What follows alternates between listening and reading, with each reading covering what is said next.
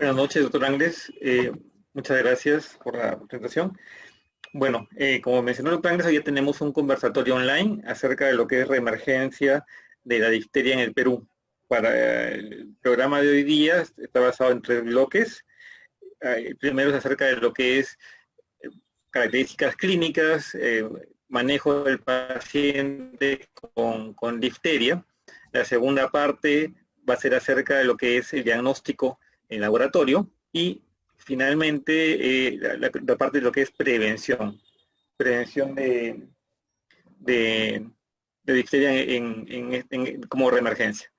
Como primer ponente tenemos al doctor Jorge Candela Herrera, que nos va a hablar acerca de lo que es la difteria, las características clínicas y parte del manejo de esta enfermedad. El doctor Jorge Candela es médico pediatra, subespecialista en infectología pediátrica del Servicio de Infectología del Instituto Nacional del Niño de Breña. Doctor Candela, ¿cómo está? Buenas noches. ¿Escuchamos? ¿Qué tal? Buenas noches. Quiero agradecer a la Sociedad Peruana de Enfermedades Infecciosas Tropicales para invitarme a esta actividad académica que considero muy importante, ¿no? Yo creo que así como para principios de marzo no teníamos expertos en COVID-19 en el Perú, a la actualidad probablemente no tengamos expertos en el tratamiento de la difteria y el manejo de la antitoxina. Y los expertos ya se han jubilado por lo menos hace 10 años, que fueron aquellos que tuvieron la oportunidad de manejar varios casos de difteria. Yo hice mi residentado del año 88 al 92 y desde ahí he trabajado en el Instituto de Salud del Niño y no he tenido oportunidad de ver casos de difteria. Por lo tanto, como mencionó el doctor Ángeles, esta es una enfermedad reemergente, antigua, pero nueva para muchos de los médicos que actualmente estamos en el campo de la atención en salud. Quiero comenzar mi presentación presentando la información disponible por el Ministerio de Salud, por el Instituto Nacional de Salud, en relación al primer caso reportado, confirmado de difteria. Una niña de 5 años de edad, procedente de Manzanilla, cercado de Lima, vive en Lima desde hace un año, que acudió al Hospital 2 de Mayo con 4 días de enfermedad, caracterizado por fiebre de grado bajo, dolor de garganta leve, ronquera, dificultad respiratoria, mialgia, tos y secreción nasal. ¿Qué antecedentes epidemiológicos importantes, ¿no?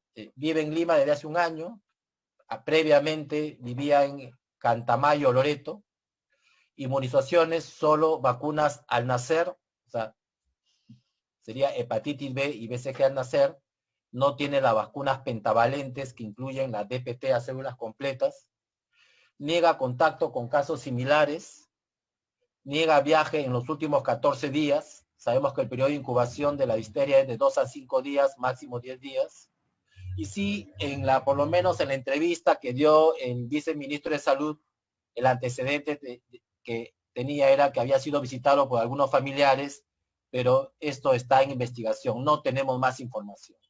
Asumiendo que la niña ha estado en cuarentena domiciliaria por COVID-19, es probable, sin haber viajado, es probable que la exposición haya sido intradomiciliaria por algún visitante a su domicilio o algún miembro de la familia. Al examen clínico en la faringe y amígdalas, lo que les llamó la atención a los médicos de los pediatras del Hospital 2 de Mayo, es la presencia de plaquias con aspecto de pseudomembrana de color blanco grisáceas. Reportan una leve inyección conjuntival, una rinorrea mucosanguinolenta y lo que vamos a observar son unas adenopatías cervicales bilaterales y signos de miocarditis. En el informe del MINSA no especifican qué signo de miocarditis tenía, pero probablemente tendría taquicardia desproporcionada para la magnitud de la temperatura u otros hallazgos clínicos sugestivos de miocarditis. Esta es la foto de la paciente, ¿no? ¿Qué podemos observar? En primer lugar, pues efectivamente que en la orofaringe tiene una pseudomembrana blanco-grisácea de un aspecto coalescente, ¿no? El término difteria deriva de un vocablo griego que significa cuero, que significa duro, adherente. Además, tiene una rinorrea serosanguinolenta, mucosanguinolenta. En la placa lateral, ¿qué podemos observar? Que hay una tumefacción a nivel cervical, ¿no? Probablemente por presencia de adenopatías cervicales bilaterales. Ya el que tenga una difteria nasofaringea, el que tenga una pseudomembrana blanco-grisácea, con una secreción nasal mucosanguinolenta o serosanguinolenta, y una tumefacción en el cuello, probablemente por adenopatías, nos estaba hablando de una difteria severa con una alta probabilidad de cantidad de producción y liberación de exotoxina. En la placa lateral, la niña tenía ronquera. Entonces, cuando un niño con sospecha de difteria tiene ronquera, debemos sospechar en compromiso laríngeo. Y acá vemos pues que hay una distorsión de la imagen de la laringe. O sea, y hay una tumefacción del cuello. ¿Ok?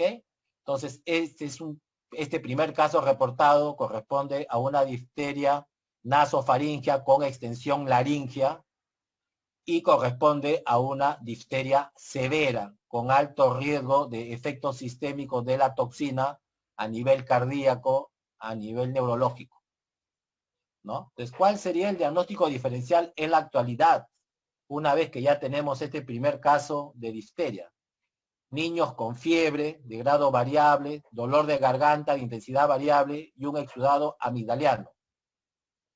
Pues ya en los reportes de la OPS el año pasado nos alertaban de que países de América Latina, sobre todo la República Bolivariana de Venezuela, había reportado casos de difteria en el año 2018 y 2019. ¿Ok? Por lo tanto, ya había riesgo de reintroducción o reemergencia de difteria en América Latina. Si a esto asociamos las bajas coberturas vacunales del año 2019 y 2020 en nuestro país, y estas bajas coberturas vacunales han sido más bajas en época de pandemia debido a que se tuvo que detener transitoriamente los programas de inmunización, la brecha de inmunización que tenemos para las 5 dosis de vacuna DPT en niños menores de 5 años de edad es alta, lo cual nos lleva a riesgo de brote. ¿Cuándo estamos en riesgo de brote de difteria? Cuando hay un aumento de densidad de individuos no vacunados, cuando hay una disminución de la inmunidad colectiva o de rebaño generada por las altas coberturas vacunales, y cuando hay factores que contribuyen a la propagación de la difteria, como escasez de antibióticos, escasez de antitoxina, como la estamos viviendo, vacunas sí tenemos, antibióticos tenemos, el problema es escasez de antitoxina, situaciones de inestabilidad económica, movimientos poblacionales y un deterioro de los servicios de salud. Si ya nuestros servicios de salud estaban deteriorados, con esta pandemia el deterioro ha incrementado y se ha hecho más evidente. Por lo tanto, ¿qué característica tiene la difteria?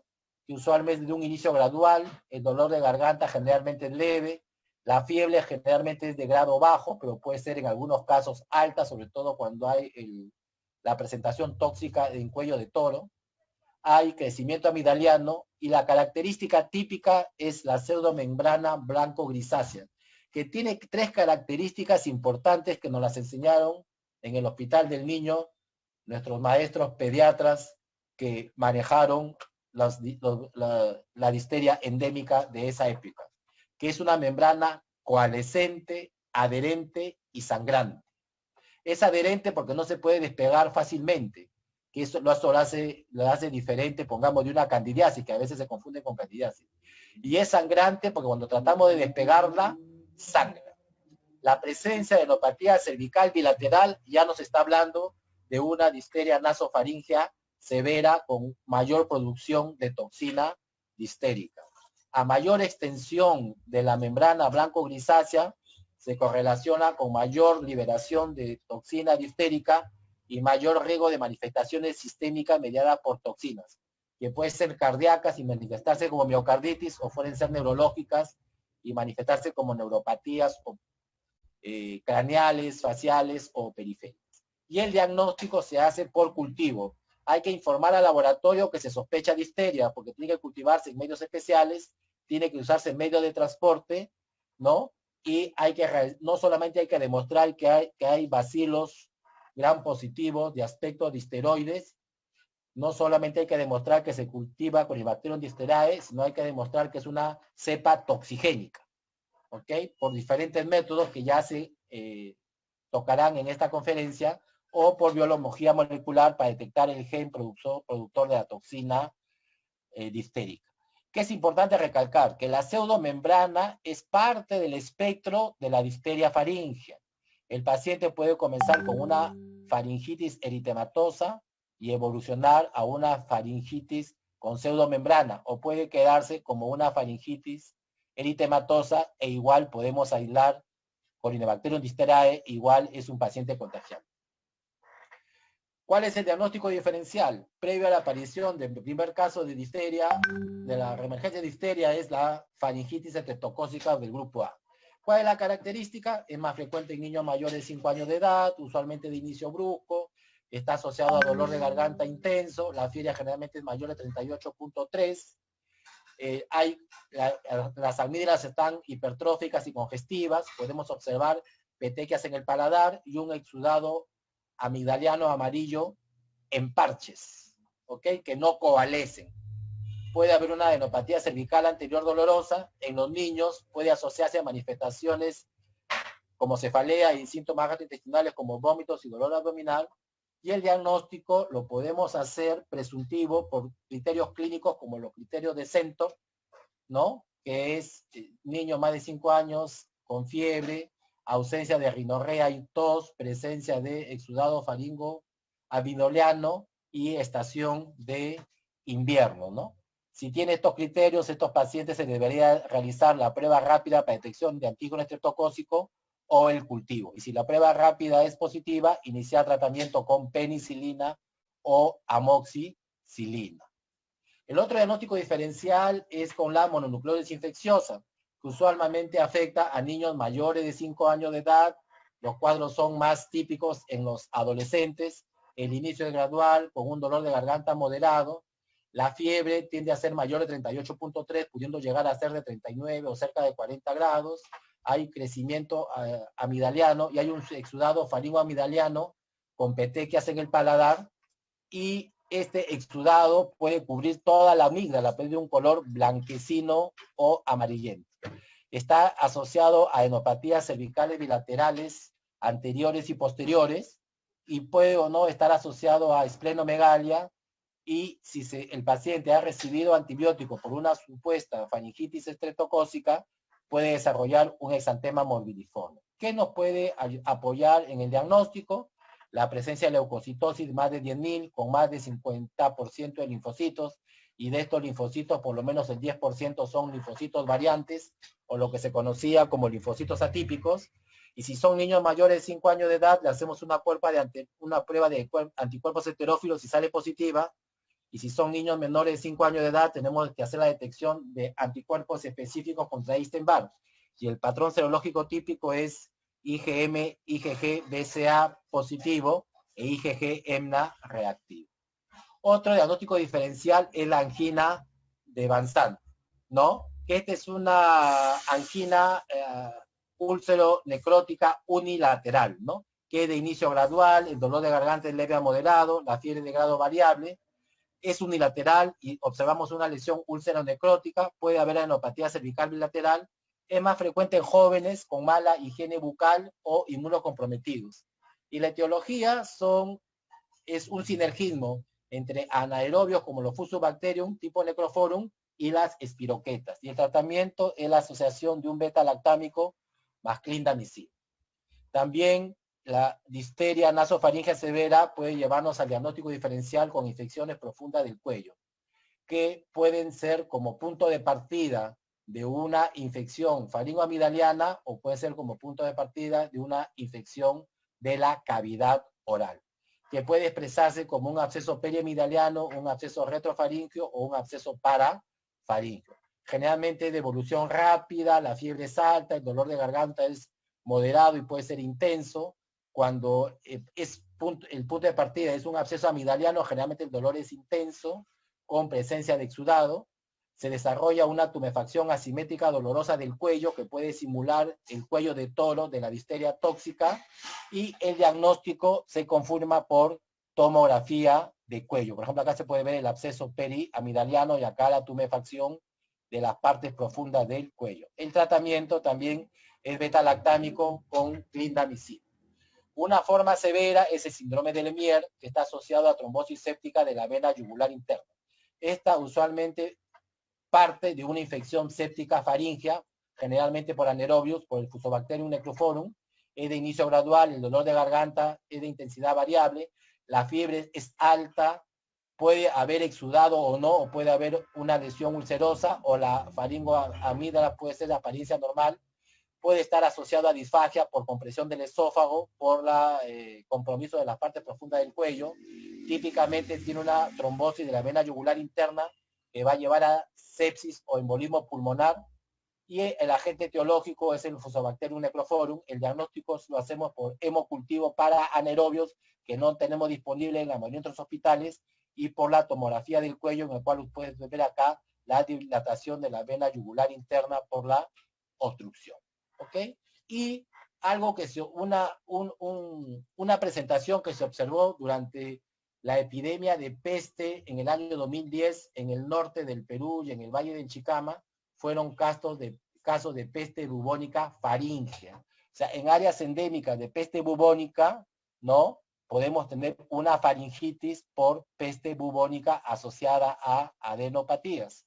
Y el diagnóstico se hace por serología demostrando Yersinia pestis. Y esto es, como ustedes saben, de notificación obligatoria, y al Gram, pues este es un bacilo Gram negativo, a diferencia del Corynebacterium diphtheriae, que es un bacilo Gram positivo.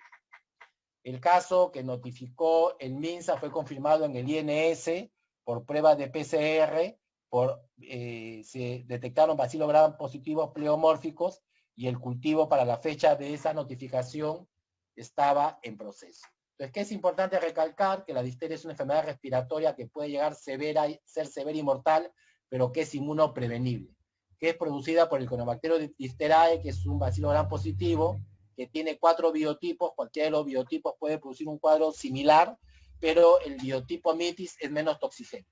Rara vez la difteria puede ser producida por otras especies de Corynebacterium, como el Corynebacterium ulcerans. El espectro clínico de la presentación de la infección por el Corynebacterium diphtheriae va a variar de la enfermedad respiratoria a la enfermedad cutánea al paciente portador asintomático. La enfermedad respiratoria es importante porque es la que está asociada a mayor morbilidad y mortalidad. La enfermedad cutánea no es tan importante desde el punto de vista de mortalidad, porque usualmente no libera gran cantidad de toxinas y muchas veces es producida por cepas no toxigénicas. Pero en el caso que sea producida por cepas toxigénicas, es fuente de infección a susceptibles, aquellos que no tienen su esquema vacunal al día. Y el rol importante del portador asintomático como fuente de infección. Y es importante recalcar que la severidad de la enfermedad está relacionada a la magnitud de las pseudomembranas y al tiempo entre el inicio de los síntomas y la aplicación de la antitoxina.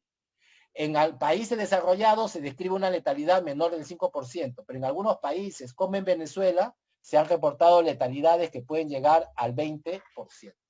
Recalcar que el único reservorio es el humano, que los portadores asintomáticos juegan un rol importante en la transmisión comunitaria, que la vacuna protege contra la enfermedad, pero no previene el estado de portador, y que en áreas endémicas hasta el 5% de las personas pueden tener cultivos positivos, y que las altas coberturas vacunales han minimizado la transmisión de las cepas toxigénicas, que son las causantes de la enfermedad difterica.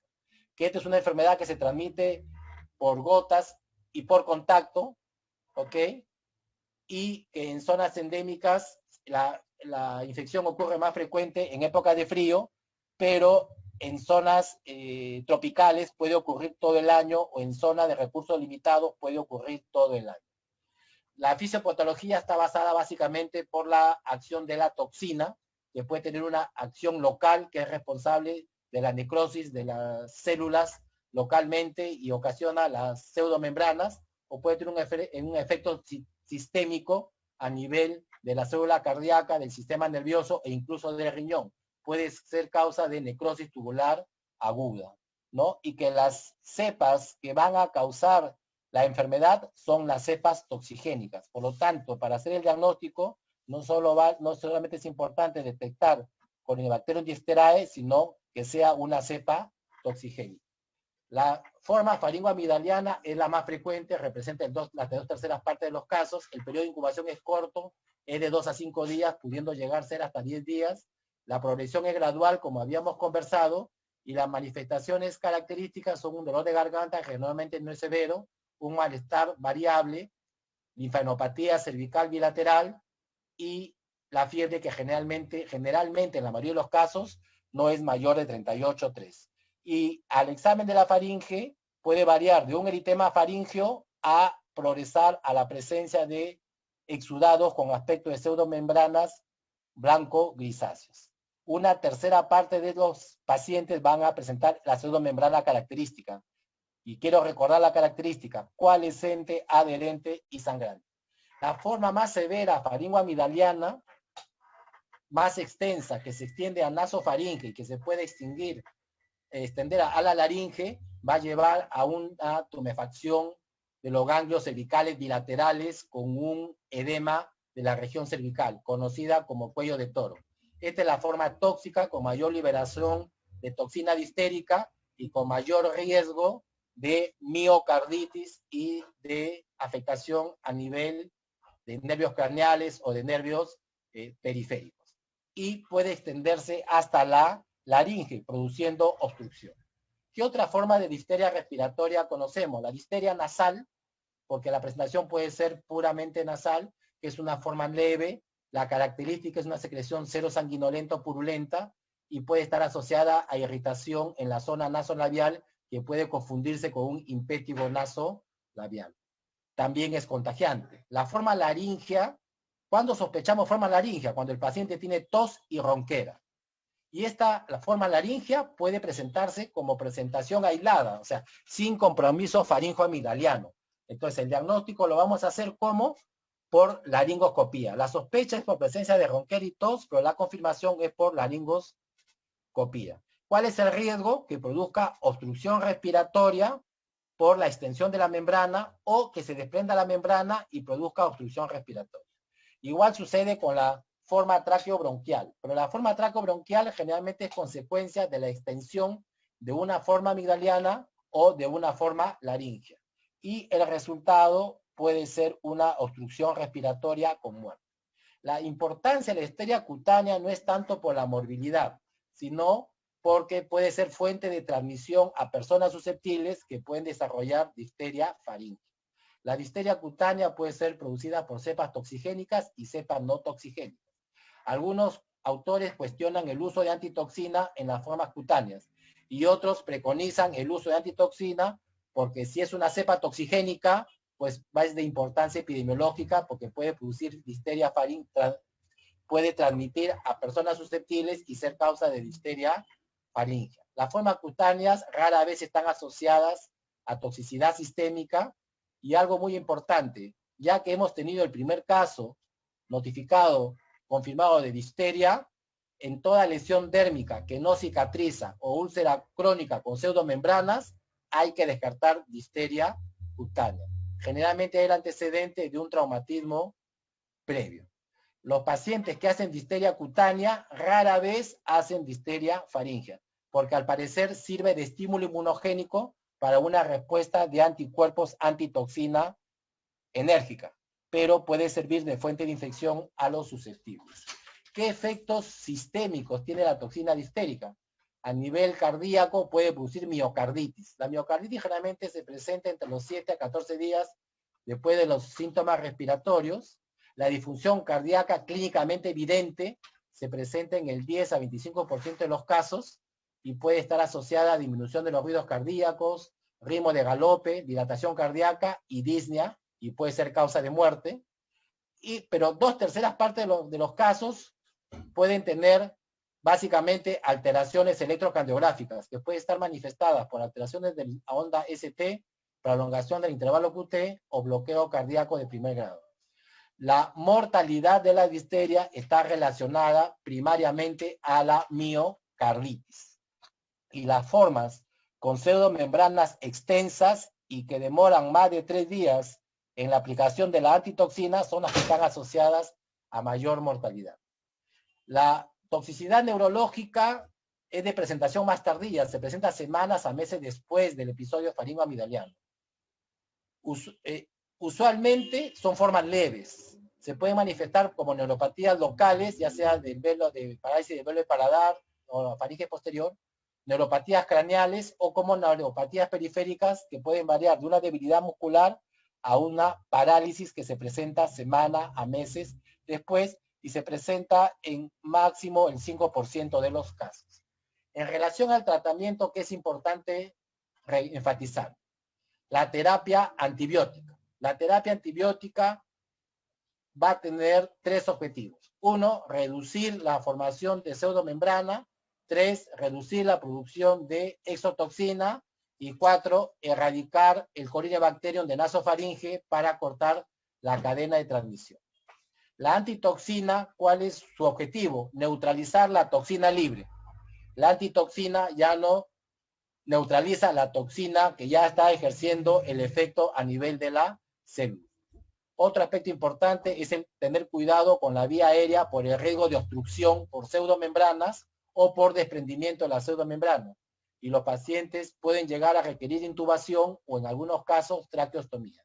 Es importante el monitoreo cardíaco a través de electrocardiograma, a través de ecocardiograma y a través de las enzimas cardíacas. Y el monitoreo neurológico es básicamente clínico. Como le mencionaba, el objetivo del antibiótico es reducir la formación de toxina, reducir la propagación local de la membrana y reducir la transmisión. ¿Qué antibióticos tienen actividad in vitro contra Corynebacterium diphtheriae? La eritromicina, la penicilina, la citromicina, las quinolonas, la rifampicina, la vancomicina y el imisolid. Hay estudios en los cuales muestran que la eritromicina sería más eficaz que la penicilina. ¿Ok? De ahí que la eritromicina sería el medicamento de primera elección y la penicilina el de segunda elección, de acuerdo a las recomendaciones del Libro Rojo de Pediatría y de la Academia Americana de Pediatría. ¿Ok? Los otros antibióticos con sensibilidad in vitro, no hay estudios de eficacia clínica comparable con eritropenicilina, por lo tanto podrían ser alternativas en situaciones especiales. Uno de los problemas de la citromicina es que la recomendación es dosis de 10 a 12 miligramos por kilo día por 10 días. ¿Cuál es el problema? Que los niños, los pediatras sabemos que los niños menores de 5 años no toleran altas dosis de acitromicina. O sea, la van a vomitar. ¿Ok? Entonces, mi recomendación es acitromicina en suspensión, no va a ser tolerada por los niños. En el niño que inicia tratamiento antibiótico, se estima que ya no es contagiante a las 48 horas de inicio del tratamiento. Pero algunos autores refieren que ya no es contagiante a los 4 días de haber iniciado el tratamiento apropiado. Es importante, una vez terminado el tratamiento, hacer cultivo de control para asegurar la erradicación del Corynebacterium diphtheriae, porque se ha observado que un 20% de pacientes tratados con eritromicina por 14 días pueden tener todavía aislamiento de Mycobacterium diphtheriae en cultivo a los 14 días de terminar el tratamiento. ¿Cuál es la recomendación? Dar un segundo curso de tratamiento. El tratamiento, los pacientes deberían ser inmunizados con toxoide difterico en la etapa de convalecencia, porque la enfermedad no produce inmunidad. Esta es la recomendación de la alerta epidemiológica emitida por el Ministerio de Salud. ¿Qué me llama la atención en esta alerta epidemiológica? Me llama la atención que en primer lugar ponen penicilinas. ¿Ok? Penicilina procaínica, yo creo que la mayoría de nuestros hospitales no la tienen. Penicilina G acuosa es difícil conseguir en nuestros hospitales. En el Instituto de Salud del Niño no tenemos penicilina G acuosa. Y eritromicina endovenosa, menos. No creo que haya en el país. La terapia oral, sí tenemos eritromicina por vía oral. ¿Ok? tenemos la citromicina, pero los pacientes no la toleran bien y no hay mucha evidencia, y penicilina B por vía oral, yo creo que no tenemos en nuestros hospitales. Entonces yo creo que el MINSA tiene que replantear esta recomendación. En relación al uso de antitoxina difterica, básicamente la eficacia es por evidencia clínica. En la era pre-disponibilidad de antitoxina difterica, la mortalidad hospitalaria era cercana al 50%. Desde el advenimiento de la antitoxina difterica se ha reducido la mortalidad a menos de 5%, pero como les informaba, en algunos países se reporta hasta el 20%, que puede ser porque no hay disponibilidad de antitoxina. Que es muy importante, que el inicio de la terapia con antitoxina debe ser temprano. Ni bien yo tengo un caso sospechoso, debo iniciar tratamiento con antitoxina, porque la protección es inversamente proporcional a la demora entre el inicio de la enfermedad y la aplicación de la antitoxina. Por lo tanto, no debemos demorarnos. Recalcar que la antitoxina solamente actúa sobre la toxina circulante, que es la toxina libre. Por lo tanto, para tratar de neutralizar lo más rápido la toxina, deberíamos administrar la antitoxina por vía endovenosa, ¿ok? Por vía endovenosa. Las dosis recomendadas varían de 20.000 a 100.000 unidades y esto va a depender de la extensión de las pseudomembranas, de la cantidad de toxina liberada que tiene relación con el tamaño de la pseudomembrana y la extensión del compromiso diftérico y del tiempo transcurrido entre el inicio de la enfermedad y el momento de la aplicación de la antitoxina. Esta es la antitoxina que está disponible a través del Fondo Rotatorio de la Organización Panamericana de la Salud, ¿ok? Que es muy importante revisar siempre el prospecto del producto disponible. No sabemos qué antitoxina va a llegar para el paciente que ha sido diagnosticado o si ya llegó la antitoxina. Es importante revisar el prospecto. Es importante mantener las recomendaciones en cuanto a la conservación y al manejo de la antitoxina. ¿Ok? Estas son las dosis recomendadas. Para la localización faríngea o laringea con una duración de menos de 48 horas o una localización cutánea, la recomendación es de 20.000 a 40.000 unidades por vía endovenosa en una sola dosis. Para localización nasofaríngea, de 40.000 a 60.000 unidades por vía endovenosa en una sola dosis. Y para las formas extensas, que ya se extienden a la laringe o tráqueo-bronquiales, o tienen el síndrome de difteria tóxica, 80.000 a 120.000 unidades endovenosas, ¿no? Debe diluirse en cloruro de sodio a 0.9% en un volumen mínimo de 250 mililitros y debe pasarse en 2 a 4 horas. ¿Qué es importante? Seguir las recomendaciones, ¿ok? Si la disponibilidad de antitoxina es limitada, debemos utilizar el rango, la menor dosis del rango recomendado. La dosis es similar en niños que en adultos. Debe aplicarse en dosis única, no se debe repetir y debemos preferir la vía endovenosa. Y la antitoxina debe diluirse de acuerdo a las recomendaciones de 250 a 500 mililitros de solución salina normal y debe administrarse lentamente en 2 a 4 horas. ¿Qué es muy importante? Que ya el ministerio debe capacitar al personal, uno, para la prueba de reacción al suero heterólogo de la antitoxina, ¿ok? Y 2, para la administración de la antitoxina. Por lo tanto, ¿por qué? Porque 10% de los pacientes pueden hacer riesgo de hipersensibilidad de tipo anafiláctico o enfermedad del suero. Como ustedes saben, la reacción de tipo anafiláctica es temprana, se presenta en minutos. La enfermedad del suero puede demorarse días. Por lo tanto, a la hora que se administra la antitoxina, el personal de salud que administra la antitoxina debe estar preparado para el manejo de una reacción anafiláctica. Por lo tanto, debe realizarse en un servicio de salud que cuente con las condiciones y el personal entrenado para la administración de la antitoxina. Estos son los pasos que recomienda la OMS para administrar la antitoxina. El personal debe usar su equipo de protección personal para gotas y contacto, se deben monitorear los signos vitales, se debe realizar la prueba de sensibilización a todos los pacientes. Si la prueba de sensibilización es negativa, procedemos a la administración de la antitoxina.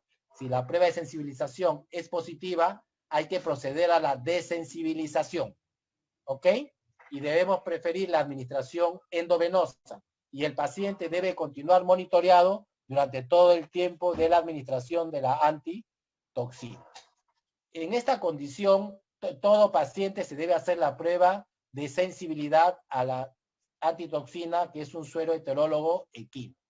Es una inyección subcutánea de 0.1 mililitros de antitoxina difterica diluida en 1 en 10 y se observa al paciente por 30 minutos para determinar si presenta reacción local o general. La presencia de reacción local o general es una indicación para desensibilización. Y es muy importante el personal entrenado para el manejo de este tipo de reacciones. ¿Ok? La desensibilización debe hacerse en todos los pacientes que tienen la prueba positiva o aquellos que tengan antecedentes que sugieran un alto riesgo de reacción durante la administración de la antitoxina difterica. El personal que realiza la desensibilización debe estar capacitado en la técnica de desensibilización y igual en el manejo de una potencial reacción anafiláctica. El proceso de sensibilización es un continuo, no debe suspenderse, porque si se interrumpe, ¿no? Ya se pierde la desensibilización, ¿ok? Y es muy importante la vía endovenosa, porque ofrece un mejor control. Estas son, en la recomendación de la OMS, este es el esquema de desensibilización en relación al número de dosis, a la dilución de la antitoxina y al volumen de inyectar. ¿Y cuál es el esquema? Yo creo que debe haber una capacitación del Ministerio de Salud, porque actualmente no hay expertos, ¿no? Dudo que hayan expertos en administración de antitoxina actualmente elaborando en el sistema de salud. Y si lo hay, deben llamar rápidamente a una capacitación. Somos uno de los países de Latinoamérica que tiene el mejor programa ampliado de inmunizaciones con respecto al número de agentes inmunizantes. Tenemos 17 vacunas que protegen contra 23 enfermedades. Pero ¿cuál es el problema? Que tenemos coberturas bajas. Entonces yo creo que debemos tomar esta reemergencia de difteria en nuestro país como una oportunidad para fortalecer nuestro sistema de vigilancia y nuestro programa ampliado de inmunizaciones. Muchas gracias. Muchas gracias, doctor Candela. La pregunta la vamos a dejar al final. Ustedes tienen la opción de colocar las preguntas en la parte inferior, donde tienen preguntas y respuestas, y también pueden hacer sus preguntas a través de Facebook Live. Estamos en el Facebook de la Sociedad de Peruanas Enfermedades Tropicales, y también tenemos al doctor Luis Fernando Donaires, quien es médico infectólogo, también labora en el Instituto Nacional de Salud, y nos habla acerca de lo que es el diagnóstico laboratorial.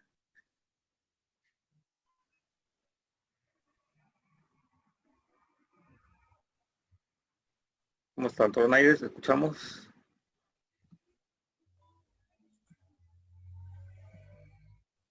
Bueno, un segundo. Buenas noches, Alexis. Disculpe, estaba con el micrófono desconectado. Muchas gracias.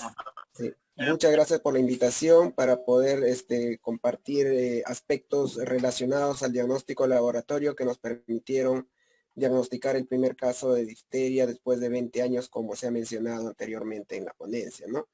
Y resaltar las palabras del doctor Candela en este contexto, que la expertise en este tema actualmente es muy difícil. Probablemente muchos de ellos estén en su domicilio porque ya no vemos esto con mucha frecuencia. Sin embargo, hay nuevas tecnologías que nos permiten también de alguna otra manera darle la mirada correspondiente a un diagnóstico, a confirmar un diagnóstico sospechoso dado por un clínico y la alerta correspondiente. En ese contexto vamos a compartir algunos aspectos ya relacionados del diagnóstico que también se van a difundir probablemente en los próximos días mediante la actualización de la alerta epidemiológica. ¿Ya? A ver. Bueno, para presentarme, gracias también Alexis, soy Fernando Donaires, médico infectólogo, trabajo en el Instituto Nacional de Salud y y trabajo de manera muy estrecha con los diferentes laboratorios de referencia nacional del país.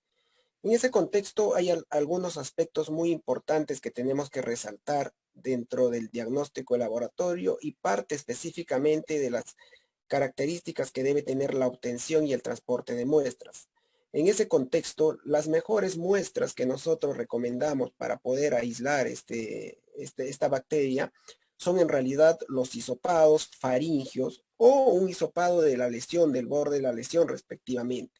Y si hacemos hisopados faringios, deberían ser estos con ayuda de la visualización directa para tratar de obtener la muestra del borde, del reborde de la lesión costrosa, o en su caso tratar de subir. En la parte del borde de la región costrosa es donde que vamos a encontrar mayor cantidad de bacterias, ¿no? Entonces es muy importante en algunos aspectos levantar esta membrana y poder obtener la muestra directamente de estos lugares, ¿no?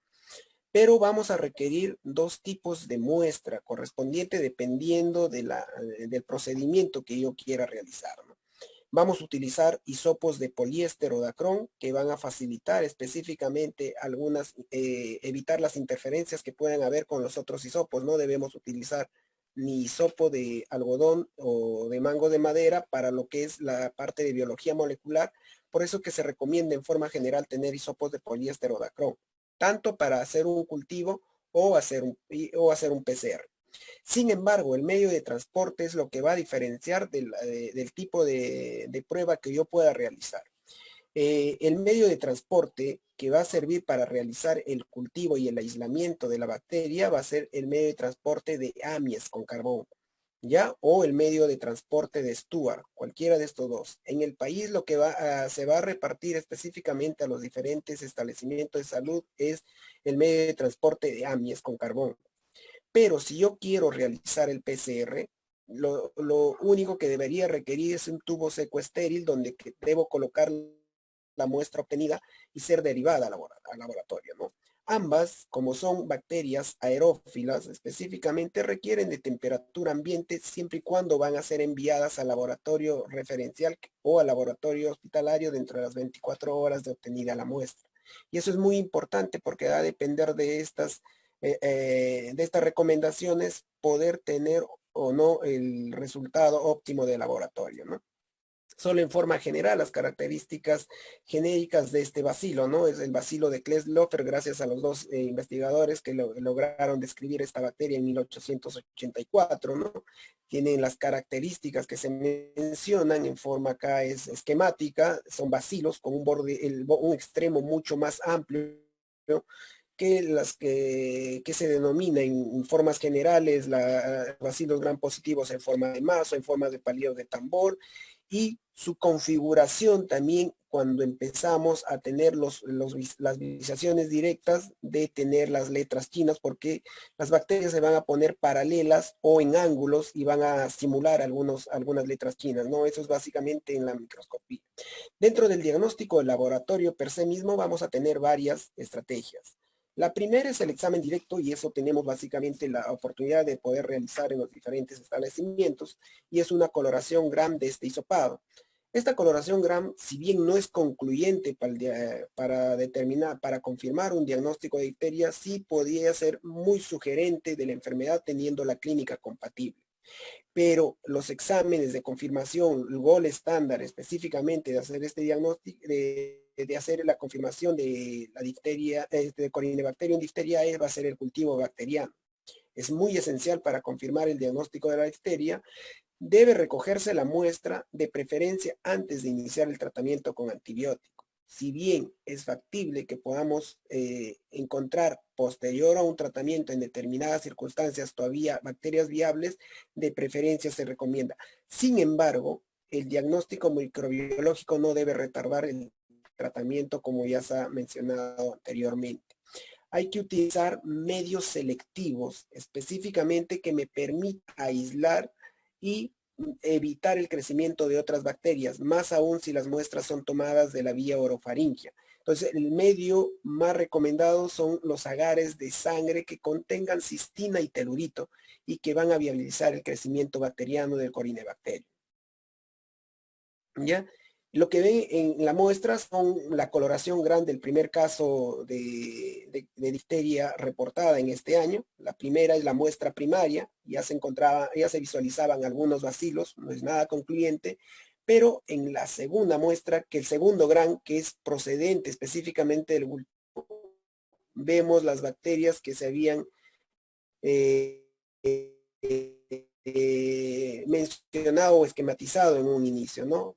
Vemos lo gran quedado un poco más ancho, o los bacilos en formas de mazo o palillos de tambor que se ven en los círculos que se están mencionando, ¿no? Estos son las muestras del caso firmado hasta el momento, ¿no? También actualmente tenemos o optamos con métodos de diagnóstico molecular, en este caso la reacción de polimerasa, que en el Instituto Nacional de Salud se han estandarizado detección específicamente de 3 marcadores. Nos va a servir el marcador del gen de la toxina diftérica, en este caso el GenTox, y también para diferenciar las especies del Corynebacterium diphtheriae, del Corynebacterium deran y pseudotuberculosis. Sabemos que Corynebacterium diphtheriae básicamente como reservorio tiene el ser humano, sin embargo también hay algunas zoonosis donde hay otros Corynebacterios como ulcerans o pseudotuberculosis, y para eso utilizamos un específico que es el RPO-B, que vamos a verlo más adelante. Entonces, se utilizan estos marcadores dentro de las pruebas moleculares para poder tener la certeza de que tenga o no tenga la toxina y diferenciar especies. Estas pruebas por el momento se realizan solamente en la referencia nacional de infecciones agudas del Instituto Nacional de Salud. Todavía no hay otro laboratorio que lo realice en estos momentos, ¿no? Y adicionalmente tenemos otros métodos de diagnóstico, como es la espectrometría de masas, que es el MALDI-TOF, específicamente para confirmar ya cepas aisladas, y también el secuenciado genético, que nos permitirá saber mayor detalle de la filogenia, específicamente de las muestras biológicas, ¿no? Como les habíamos mencionado, los medios selectivos son el agar de sangre cistina telurito que estamos mostrando en esta imagen. Bueno, son imágenes específicamente de Corynebacteriae, el biotipo gravis, donde vemos las colonias que pueden ser grisáceas, blanco-grisáceas o oscuras como negras con el borde central elevado, ¿no? Es específico para poder diferenciar Clostridium diphtheriae, y probablemente este medio de cultivo en los próximos días se esté trasladando a los establecimientos a los centros hospitalarios que tengan de microbiología, para poder acercar el diagnóstico de alguna otra manera a los establecimientos que van a atender estos casos sospechosos, si es que se pudieran presentar. Requerimos de 48 a 72 horas para dar la negatividad correspondiente al crecimiento bacteriano de considerarse Corynebacterium diphtheriae o no. Los crecimientos pueden ser antes, como en el que se dio en el primer caso reportado, que el crecimiento se evidenció a las 24 horas. Probablemente esto se deba a la carga bacteriana que se pueda haber obtenido en la muestra biológica, ¿no? Ya se había mencionado los biotipos. Para poder diferenciar los biotipos, anteriormente se utilizaban aspectos básicamente morfológicos de la colonia que te permiten diferenciar, ¿no? Y estos biotipos en su base inicial de poder describir estos tipos se habían creado específicamente para ver la gravedad de los cuadros de difteria, ¿no? Gravis, el que generalmente produce mayor cantidad de toxina y probablemente las formas más graves reportadas en la literatura, ¿no? Sin embargo, también hay formas de bioquímica permiten diferenciar los biotipos de Corynebacterium diphtheriae, y también actualmente utilizamos técnicas de espectrometría de masas como el MALDI-TOF para poder hacer esta diferenciación. También tenemos otros medios enriquecidos, el medio de Loeffler, Hoyle, Müller o Tinsdal, que también utilizan telurito y cistina, que es la concentración o la forma de preparar específicamente, pero el telurito y la cistina son medios selectivos que permiten diferenciar estas bacterias. Las bioquímicas útiles para diferenciar estas Corynebacterium son varias. Normalmente, en la actualidad, es muy difícil de que los laboratorios de microbiología tengan todas estos sets de bioquímica. Sin embargo, compensadas con otras técnicas, biología molecular y las espectromasas para poder reemplazar específicamente este set bioquímico, donde que se utiliza básicamente algunos aspectos, generalmente enzimas, ¿no? La gelatinasa, ureasa, lactosa, maltosa, tealosa, starch y glucosa, ¿no? Y específicamente son básicamente para reportar que en la literatura actual anteriormente se utilizaban estas estrategias. Hay una prueba muy importante, que es la prueba de inmunodifusión de L, que normalmente está solamente en el laboratorio. ¿Qué te permite específicamente hacer con esta prueba? Simplemente lo que hacemos en una aislada es productor de toxina o no toxina mediante los crecimientos en agar. Y como van a ver en el esquema de la imagen, específicamente lo que hacemos es colocar, si pueden seguir específicamente el cursor, se coloca un papel filtro empapado de antitoxina y en forma perpendicular se va a cultivos en forma de una banda, y lo que vamos a encontrar a las 24 horas, este papel filtro empapado de antitoxina con si estuviéramos ante un caso de Corynebacterium diphtheriae toxigénica, lo que van a hacer es en la parte central va a haber una reacción antígeno-anticuerpo por la difusión que hacen en el agar y va a haber un precipitado correspondiente, ¿no? Entonces, estas líneas de precipitado lo que me están diciendo que hay una presencia de toxina en estas colonias que yo estoy aislando. Si no hubiera toxinas, no va a haber el precipitado correspondiente y por lo tanto este Corynebacterium no necesariamente es toxigénico, ¿ya? Tenemos que tener en consideración que estas toxinas son transmitidas específicamente por un bacteriófago, el Corynebacteriófago beta que estamos viendo, que es un virus específicamente que va a facilitar la diseminación de estos genes de virulencia específicamente, ¿no? Entonces es factible que si hay estos genes puedan tener nuevas colonias o nuevas cepas específicamente que tengan la toxina. Y las pruebas moleculares que también actualmente estamos utilizando. En el instituto les había mencionado que estamos usando 3 blancos del TOX-10 para determinar si la bacteria produce o no produce toxina. El blanco del RPO, que es específicamente para ver Diphtheriae, y el blanco también de RPO, que me va a diferenciar ulcerans y speculosis, que vamos a tener en consideración dentro de las pruebas de PCR. Las secuencias específicas que miden, estas secuencias han sido compartidas, han sido tomadas del Centro de Prevención y Control de Enfermedades de los Estados Unidos, que han facilitado específicamente estas secuencias para poder nosotros también mandar a sintetizar y tener los marcadores que nos permitan hacer el diagnóstico de Corynebacterium diphtheriae. Estos son los resultados de PCR del primer caso que se mencionó, que se reportó y que trae a condición esta sesión del día de hoy por la Sociedad Peruana de Enfermedades Infecciosas Tropicales. Solamente mencionar que estas son las curvas de levantamiento. Por seguridad, en el Instituto Nacional de Salud se pusieron las muestras extraídas, se pusieron en 4 tubos distintos, ¿no? Lo que se ve básicamente, lo que conocen de curvas, se ponen controles positivos, que son las curvas, los controles negativos que no elevan, o sea, no hay un crecimiento sostenido en el ciclo, y los 4 marcadores con CTs bajos, que en realidad está indicando buena cantidad de bacteria, que son los intermedios, ¿no? Que básicamente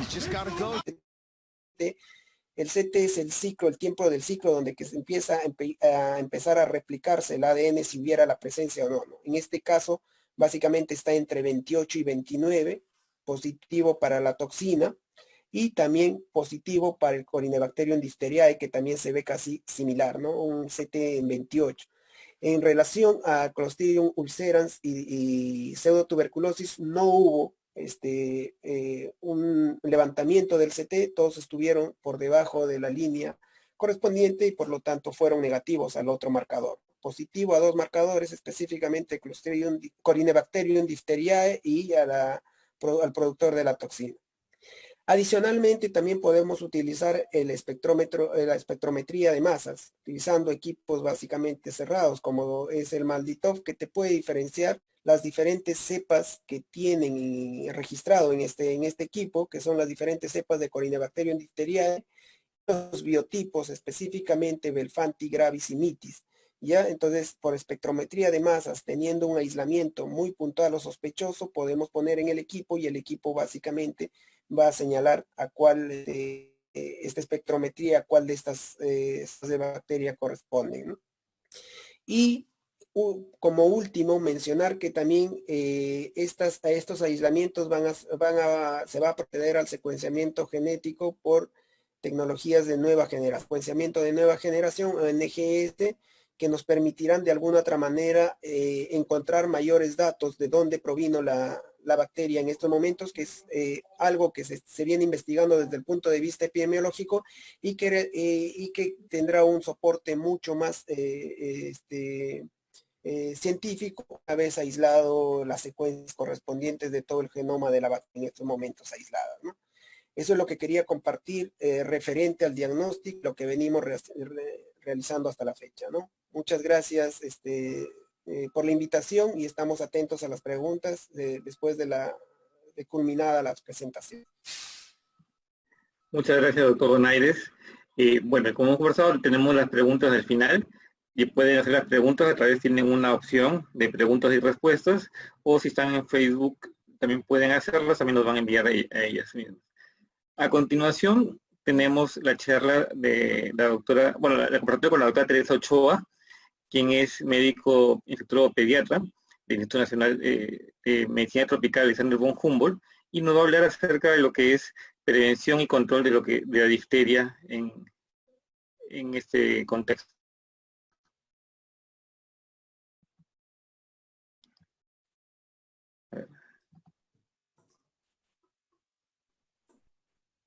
Muy buenas noches.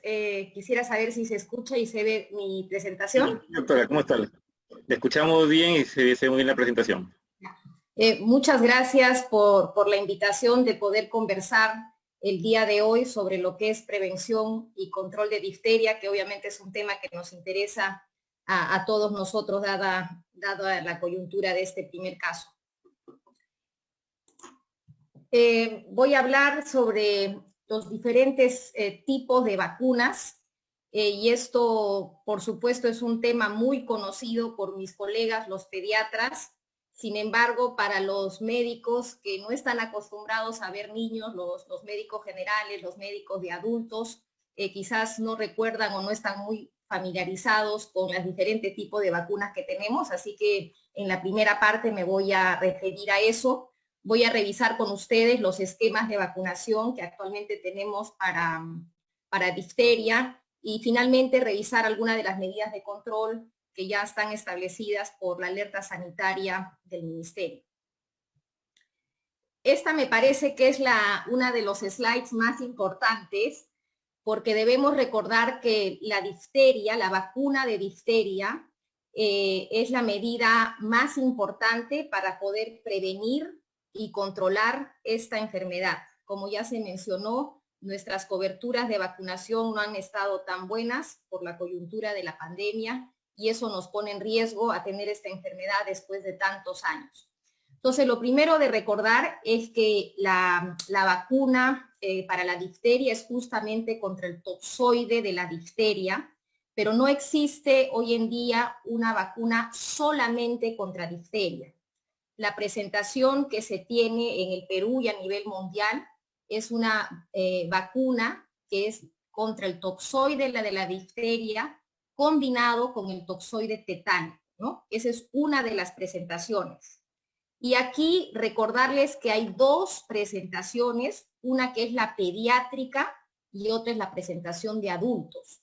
Y por eso es que hay que prestar atención a estas siglas. Y debo mencionar que en la alerta sanitaria del Ministerio hay unos cuantos errores que tenemos que corregir en respecto a las siglas.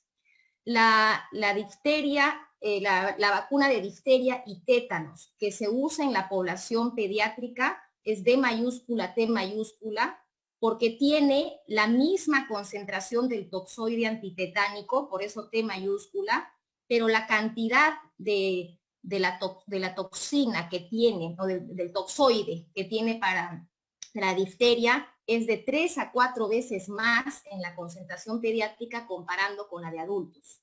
Por lo tanto, si nosotros vamos a estar usando estos boosters, que obviamente todos estamos muy preocupados y queremos ponernos al día en nuestra vacunación, la presentación que vamos a usar es la de adultos, que es T mayúscula, D minúscula. Sin embargo, para todos los pediatras es conocido que lo que más usamos es la combinación de difteria con tétanos y pertusis, que es la clásica triple bacteriana, que es la DTP. Esa es la que siempre usamos y es el marcador justamente de éxito de vacunación en un país, la cobertura que tenemos contra la DPT. Pero recordemos que también podemos tener la presentación de que es la difteria, tétanos y acelular de pertusis. La que nosotros usamos como parte del ministerio es la de célula completa, o que en sus siglas en inglés también le llaman de whole cell, ¿no? De célula completa. Pero también existe la formulación de acelular de pertusis. En los últimos años ha aparecido esta nueva formulación, por eso que también hay que tener mucho cuidado con las siglas. Se pueden escribir desordenadamente, pero lo que se tiene que mantener es que la T mayúscula, porque tiene una dosis estándar de tétano, tiene la difteria en dosis baja, como la de adulto, y tiene la celular de pertusis, ¿no? Esta es como la que se conoce por su sigla, la TDAP, la TDAP, ¿no? Y esta es justamente la nueva vacuna, menciono, porque es la que está indicada a partir de los 7 años, es la vacuna que se está indicando para los adolescentes. Sobre todo, esta es muy importante por el componente de pertusis, que como ustedes saben, pues ya en los adolescentes se empieza a disminuir la protección que tenían de las vacunas iniciales. Y esta dosis también es muy importante, esta presentación, porque ahora la podemos usar en las gestantes, ¿no? Sin embargo, también recordemos que estas vacunas pueden estar combinadas con otras. Entonces, por ejemplo, en nuestro calendario de vacunaciones tenemos la pentavalente, ¿no? Que muchas veces la repetimos, pero a veces no nos acordamos qué es lo que contiene. Y tiene la difteria con tétanos y pertusis, más la vacuna contra la hepatitis B, más la vacuna contra el Haemophilus influenza tipo B, ¿no? La bacteria. Hay otras presentaciones que ya combinan la DPT, pero de la forma celular, ya sea con hepatitis B y la polio intramuscular, o la polio intramuscular con la Haemophilus influenza B, y hay otra presentación que es la hexavalente, que tiene la difteria, tétanos, la celular de pertusis, tiene contra hepatitis B, contra Haemophilus influenza y contra polio. Entonces, estas son todas las presentaciones que tenemos, y solamente para recalcar que la que tenemos en nuestro esquema actualmente es esta conocida como la penta, que combina difteria, tétanos, pertusis, hepatitis B y Haemophilus influenza B. Debo mencionar que esta vacuna contra difteria es muy buena, su eficacia está por encima del 95%, o sea que es una vacuna muy segura y de muy alta eficacia. Sin embargo, hay que recordar que posteriormente sí es importante tener unos refuerzos aproximadamente cada 10 años, ¿no? Y esto lo vamos a ir revisando. Esto he tomado de la Academia Americana de Pediatría, porque tiene una forma resumida de poder ver, para recordarles que en la edad pediátrica es indispensable tener 5 dosis de la DPT. La primera, en la mayoría de los programas estándar, es a los 2 meses, la segunda dosis a los 4 y la tercera a los 6 meses, ¿no? Esto es lo estándar. Luego tenemos lo que se conoce como la primera dosis booster, que se da entre los 15 y los 18 meses, y la segunda dosis booster, o lo que vendría a ser nuestra quinta dosis, es entre los 4 y los 6 años. Por lo tanto, un niño menor de 6 años bien vacunado debe de tener 5 dosis completas de DPT. Y esto es independientemente si sea de la acelular de pertusis o la DPT a célula completa. Esto también está tomado de la Academia Americana de Pediatría, pero aquí me parece, con algunas precisiones que voy a hacer, pero en esta situación de un posible brote, creo que lo importante para recordar a los pediatras y a los médicos en general es que la mínima edad para poder aplicar la DPT son 6 semanas, ¿no? Ya les mostré que en nuestro calendario hacemos 2, 4, 6, es decir, separado 2 meses, pero la mínima edad es 6 semanas. Entonces, si por ejemplo cercano a donde ha habido el brote hay un recién nacidito, tenemos que esperar hasta 6 semanas para poder aplicar por primera vez. También hay estos esquemas que son acelerados, que justamente es el caso que vamos a usar ahora que tenemos esta situación de emergencia, el mínimo tiempo entre la primera y la segunda dosis son 4 semanas, entre la segunda y la tercera son 4 semanas, y entre la tercera dosis y la cuarta, el mínimo de tiempo que debe pasar son 6 meses. Y el mínimo tiempo entre la cuarta y la quinta también son 6 meses. Entonces, estos son los esquemas acelerados para situaciones como las que nos encontramos ahora. Ahora, hay ciertas precisiones, ¿no? Por ejemplo, si la dosis 4 fue administrada antes de los 12 meses, ¿no es cierto? Entonces, al menos se tiene que, o sea, si se va a aplicar antes de los 12 meses, tiene que por lo menos haber pasado 6 meses con la tercera dosis, ¿no? Que es lo que he mencionado acá. Pero por otro lado, si de manera inadvertida la cuarta dosis se colocó antes de los 4 meses, se debe empezar en considerar al menos 3 meses, un mínimo de 4 meses desde la tercera dosis, ¿no? Entonces son algunas consideraciones especiales que debemos de tener, pero hoy en día que tenemos muchos niños que no están vacunados o no están al día por el tema de la cuarentena y que realmente se cortaron los servicios de atención de vacunación, creo que lo más importante recordar es que dada la situación de emergencia se puede usar este esquema que es acelerado.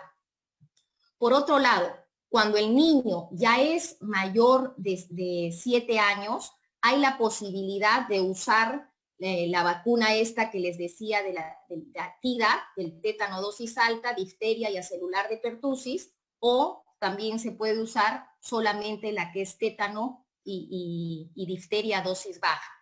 Esta vacuna, la Tdap, actualmente no se encuentra en nuestro calendario de vacunación para los adolescentes, ¿no? Esto en muchos otros esquemas está recomendado para adolescentes entre 11 y 12 años, porque ya se sabe que a esta edad ya los anticuerpos que se produjeron con la primera dosis, la vacunación primaria, ya disminuyen, ¿no? Entonces es importante recordar. Entonces, esto está diseñado para adolescentes de 11 a 12 años, pero si tuviéramos un niño que ya pasó los 7 años, es decir, que tiene después de su cumpleaños número 7, ahí ya no vacunaríamos con la estándar, sino que lo que se debería usar es la Tdap. Por otro lado, como mencioné, ya desde hace unos cuantos años, y también en el Perú me parece ya desde hace un par de años, se ha introducido esta bacteria, la Tdap, ¿no? Para las gestantes. O sea, antes siempre teníamos la posibilidad de vacunar con tétano y con difteria, pero ahora hay la posibilidad de también vacunar con la celular de pertussis, y acá lo importante es recordar que tiene que ser tempranamente entre las 27 y 36 semanas de la gestación, porque se tiene que dar un tiempo justamente para que estos anticuerpos que produce la mamá se las puedan pasar al bebé. Entonces es importante recordar que esta vacuna es segura en el embarazo y que justamente lo que busca es que el recién nacido o el lactantito pequeño de unos cuantos meses ya tenga anticuerpos que le vienen por la mamá. Por otro lado, viendo en la población adolescente, y luego voy a tocar de adultos, recordemos acá algunos comentarios, por ejemplo, adolescentes entre 13 y 18 años que no recibieron previamente una vacuna de Tdap pueden recibir una dosis, ya sea de esta o también solamente de la de tétanos y difteria, ¿no? Y estos boosters cada 10 años. Si tenemos una persona, un adolescente o un niño entre 7 y 18 años que no ha estado completamente vacunado, y recuerden, la definición de completamente vacunado es haber recibido sus 5 dosis, eso es lo completo. Entonces, si fuera así, tiene que recibir idealmente la Tdap como parte de la serie de vacunación, asumiendo que esa es la primera y luego las siguientes dosis, ¿no? Y luego acá también pueden ver que hay ciertas recomendaciones para los niños que están entre 7 y 10 años, como pueden ustedes revisar acá. Por otro lado, sí me gustaría recordarles que si es que el niño está entre 11 y 12 años, esta sería la dosis adecuada o la vacuna adecuada, y recordar que cada 10 años se puede vacunar con la tétanos y la difteria en la presentación de adultos. La T mayúscula con la D mayúscula, que es la presentación pediátrica, por ejemplo, se usa para los menores de 7 años que por alguna razón, por ejemplo, no podrían recibir pertussis, ¿no? Por eso se usa y es la T mayúscula, D mayúscula. En lo que respecta al adulto, este es una guía de vacunación que la desarrollamos en el instituto para un curso de vacunación del adulto que hicimos el año pasado, porque recordemos que ahora el adulto tiene la posibilidad de vacunarse contra muchas enfermedades, porque ya su sistema inmune ha ido disminuyendo con la vacunación que tenía en la infancia. Entonces hay vacunas para una serie de enfermedades, y acá solamente quiero resaltar, y por eso lo he agrandado, que para el caso de difteria y tétano sabemos que vamos a usar la T mayúscula D, la dosis de adulto, y lo que está recomendado en toda la población de adultos es una dosis cada 10 años, e inclusive en el adulto mayor, una dosis cada 10 años. Esto en amarillo es lo que está recomendado por la estrategia, la norma técnica nacional, pero lo que está en moradito, que justo es lo que he resaltado, son recomendaciones para el adulto mayor de otras guías internacionales, ¿no? Pero ahora, como hay mucho interés de proteger al adulto mayor, recordemos que podríamos usar esta inclusive en los adultos mayores de 65 años. Ahora, como toda vacuna, siempre hay que tener cuidado. Existe, como todas las vacunas, la contraindicación única de que si hay una reacción alérgica severa, y acá lo importante es recordar de severa, con un componente de la vacuna, o luego de que se administró una dosis previamente, ¿no? Tenemos que tener precaución cuando hay una enfermedad aguda, severa y moderada. Y como se ha manifestado anteriormente, la difteria no produce, o sea, cuando uno desarrolla la enfermedad, no produce inmunidad en el tiempo, por lo tanto las personas tienen que ser vacunadas, y solamente habría una precaución si es una enfermedad severa y moderada, y por lo tanto quizás tendríamos que esperar que pase un tiempo para luego vacunar. En cuanto a los eventos adversos, se han reportado eventos raros como urticaria, anafilaxis, algunas complicaciones neurológicas, pero estas son raras. Y dentro de las reacciones adversas, lo más frecuente es el eritema y la induración local, que es bastante común. Puede haber también la presencia de fiebre y de síntomas sistémicos, que no es común.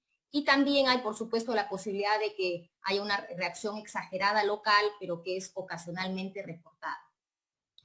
Esta gráfica la he tomado de Voces Ciudadanas, que justamente hace un monitoreo de los datos del ministerio para ver cómo están nuestras coberturas. Como ustedes saben, para tener una buena vacunación deberíamos estar en verde, es decir, que toda nuestra cobertura esté por encima del 95%, y como ven, solamente algunos años hemos estado en verde para la mayoría de las vacunas. En este caso estaríamos viendo esta fila de acá, que es la penta, ¿no? A la tercera dosis.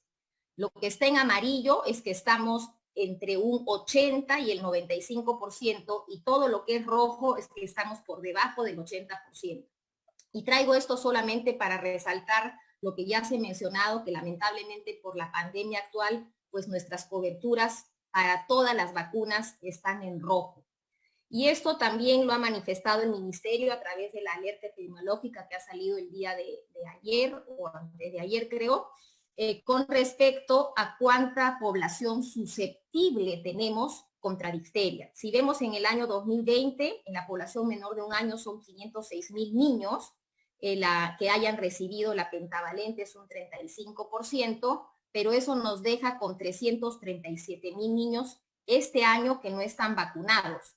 Pero a esto se suma también los niños de años previos que tampoco fueron vacunados. Por lo tanto, a nivel nacional tenemos alrededor casi 700,000 niños menores de 5 años que están susceptibles porque no tienen todas sus vacunas completas, ¿no? Entonces, yo creo que aquí lo más importante recordar es que tenemos como medida estratégica que mejorar nuestra vacunación, y por eso se están haciendo las campañas de vacunación que ya el ministerio ha anunciado para el primer fin de semana del mes de noviembre. En cuanto a las medidas de control, y esto también está en la alerta sanitaria que se ha enviado, ellos hacen una vacunación en las manzanas alrededor del caso inicial, y está recomendado, como ya se mencionó, la vacuna que podría ser la pentavalente, o la difteria, tétanos y pertusis, o la DT, ¿no? La que hemos visto, la dosis pediátrica, a los niños menores de 5 años. Los niños entre 5 y 6 años recibirían la DT, acá hay un pequeño error, debería ser difteria con mayúscula, y los niños mayores de 7 años, acá sí es correcto que reciben la DT, que es la dosis de adulto, ¿no? Difteria dosis baja, tétanos dosis completa, Y como mencionamos, la gestante recibe la difteria, tétanos y la celular de pertussis, pero acá la D es minúscula, ¿no? Entonces son pequeños detalles, pero que es importante tener en cuenta para obviamente son diferentes vacunas. Como medidas de prevención y control, lo primero, como se ha mencionado, la vacunación, esto es lo más importante. Siempre se deben resaltar las medidas de precaución estándar, que ahora ya hoy en día estamos todos acostumbrados por lo que estamos viviendo por la pandemia del COVID. Tenemos que mantener un área de aislamiento del cuidado del paciente, tenemos que mantener la distancia, cosa que también lo estamos haciendo por el COVID. Y muy importante, también tenemos que restringir el contacto de las personas que puedan estar con este paciente, sobre todo hasta que se complete el tratamiento antibiótico, ¿no? Esto es lo que está en la alerta sanitaria. En cuanto a los contactos, ellos recomiendan el seguimiento hasta 10 días, darle antibióticos. También aquí me llamó la atención que han colocado en primer lugar acitromicina, cuando la mayoría de la literatura internacional establece eritromicina como primera opción, que es por 7 a 10 días, o la opción de usar la penicilina benzatínica, que ya saben, los estándares de 600.000 unidades para los niños menores de 30 kilos, realmente más que edad acá es por kilo, o 1.2 millones para los que son más de 30 kilos, ¿no? Y acá como tercera opción han puesto la eritromicina, pero a mí me gustaría recalcar que lo que está en la mayoría de guías es la eritro. Y por supuesto la vacunación. Ahora, ¿qué pasa? En todos los contactos cercanos debemos realmente hacer los cultivos, y hay personas que pueden ser portadores, es decir, que no desarrollan enfermedad, no tienen síntomas, pero tienen a la bacteria. En este caso, si no están vacunados o no se conoce su estatus de vacunación, tienen que ser vacunados. Si es una persona que sí está vacunada, pero ha pasado más de 5 años, también debería recibir una dosis booster, es una dosis de refuerzo. Los portadores deben recibir eritromicina o penicilina, la eritro por 10 a 14 días en los portadores, o la penicilina benzatínica, como mencionamos. Estos portadores, una vez que terminan el tratamiento, se deberían hacer 2 cultivos. Esto es lo que, por ejemplo, establece la Academia Americana de Pediatría en su libro rojo. Una vez que completan el tratamiento, deberían haber 2 cultivos.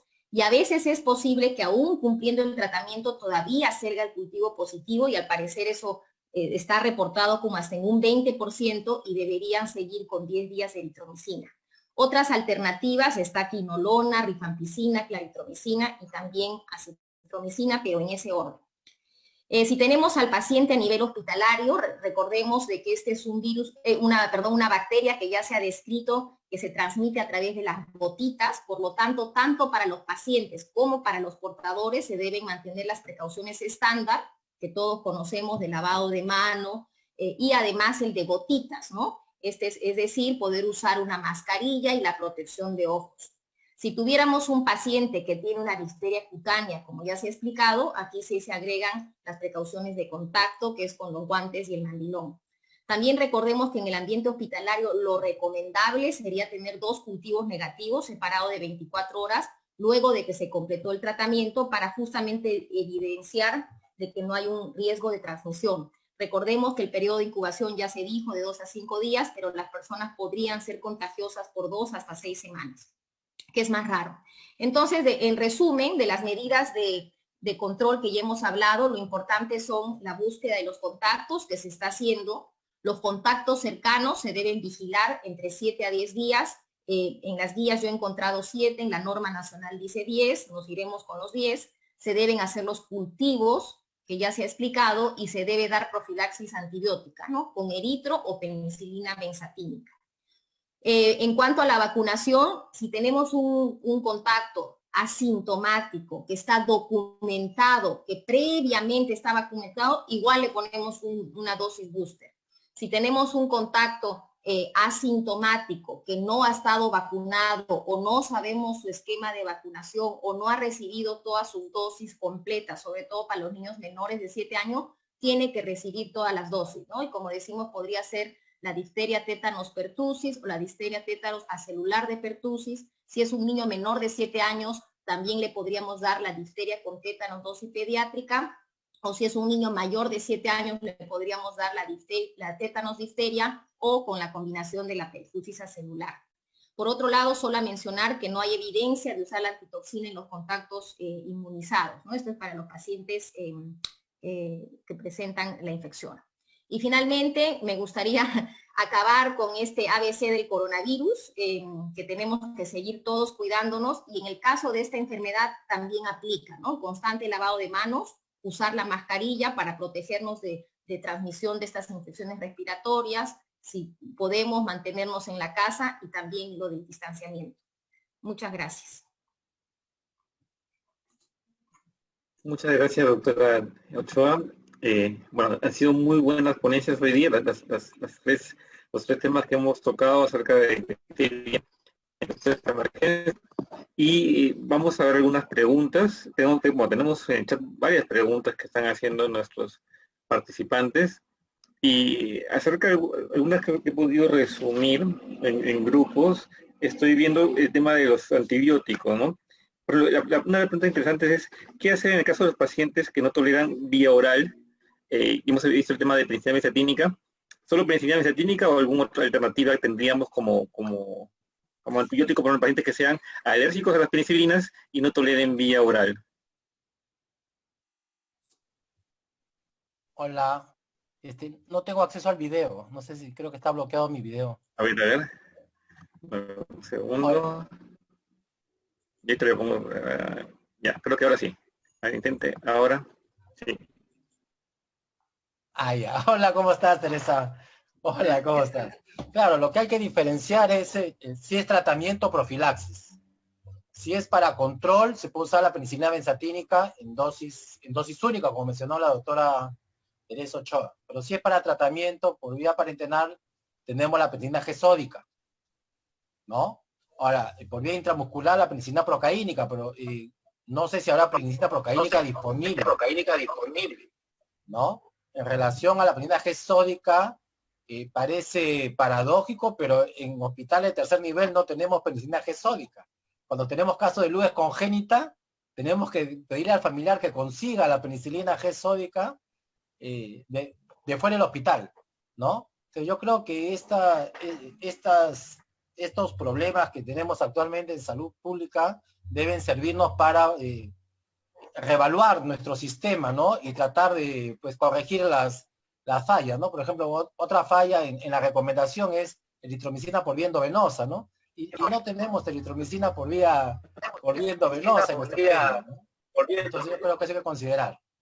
Alternativa, si es para control, la benzatínica. Y si es para tratamiento por vía endovenosa, es la penicilina G sódica, o si es intramuscular, la procaínica, ¿no? Quizás una pregunta pudiera ser, ¿qué pasa si el paciente es alérgico tipo 1 a la penicilina, ¿no es cierto? Y no tolera vía oral, ¿no? ¿Qué alternativa podríamos tener disponible, ¿no? Una alternativa que podría ser disponible en este caso podría ser la vancomicina, ¿no? Asumiendo de que es alérgico tipo 1 a la penicilina y no tolera la vía oral. No hay estudio de eficacia in vivo, pero hay una buena susceptibilidad in vitro, ¿no?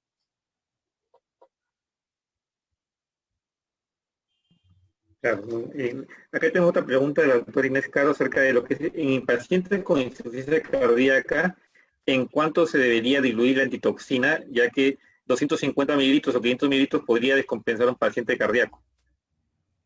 Bueno, yo creo que en este caso hay que coordinar con el cardiólogo, pues no, le pasaremos diurético. ¿No? Porque no va a eliminar la antitoxina por la orina, probablemente, ¿no? Sí, yo creo que hay que manejar en conjunto con el cardiólogo, ¿no?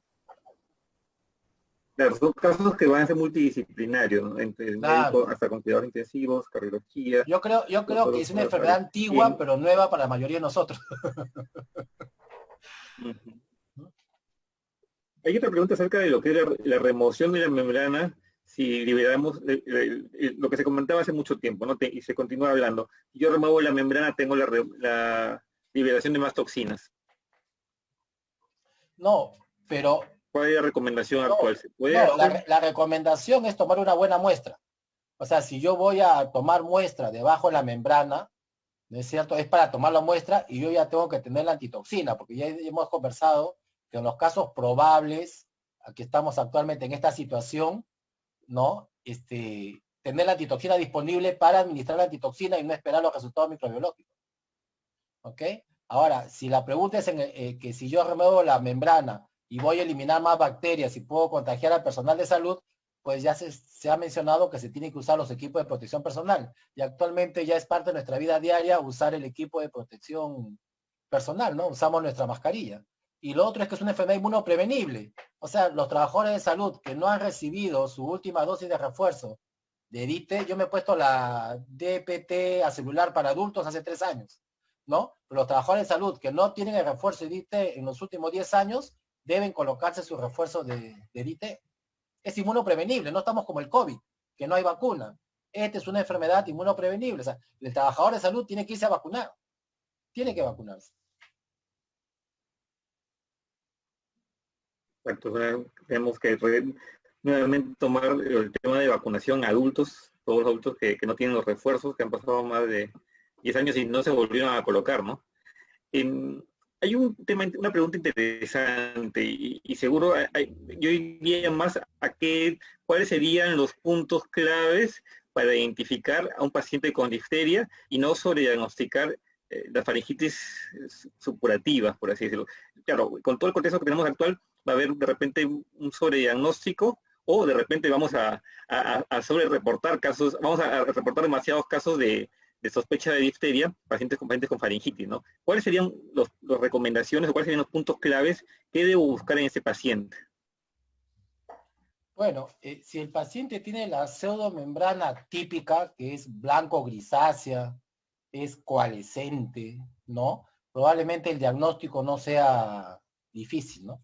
Quizás el diagnóstico más frecuente, diferencial, pueda ser con la faringitis por estreptococo del grupo A, pero usualmente es un cuadro de inicio en el niño mayor de 5 años, de inicio agudo, con fiebre alta, dolor de garganta significativo, ¿no? Y, bueno, disponemos de pruebas rápidas ante la duda, ¿no? ¿Cuál es el problema? Que la prueba rápida es más cara que un frasco de amoxicilina. Más barato sale darle amoxicilina que hacerle la prueba rápida para ver si cumpliendo los criterios de Centor es un estreptococo del grupo A, ¿no? Pero yo creo que si tiene pseudomembrana, yo creo que sí es más, nos facilita hacer el diagnóstico de difteria probable. Y en el caso de mononucleosis, que también sería otro diagnóstico diferencial que con más frecuencia podríamos ver, usualmente vemos en niños mayores de 5 años también, es más típica en adolescentes, y generalmente es un cuadro más gradual, ¿no? Es un cuadro más gradual, podemos hacer un hemograma y usualmente tenemos leucocitosis con linfocitosis y con linfocitos atípicos, ¿no? O sea, yo creo que sí hay forma de poder, en 6 horas, poder tener un mayor acercamiento diagnóstico, ¿no? El asunto es que estas pruebas rápidas o estos exámenes básicos estén disponibles en el primer nivel de atención. Y sería la pregunta al doctor Nair. ¿Contamos con los recursos para los hisopados y los exámenes en provincias, en otras regiones, o solo es en el nivel central?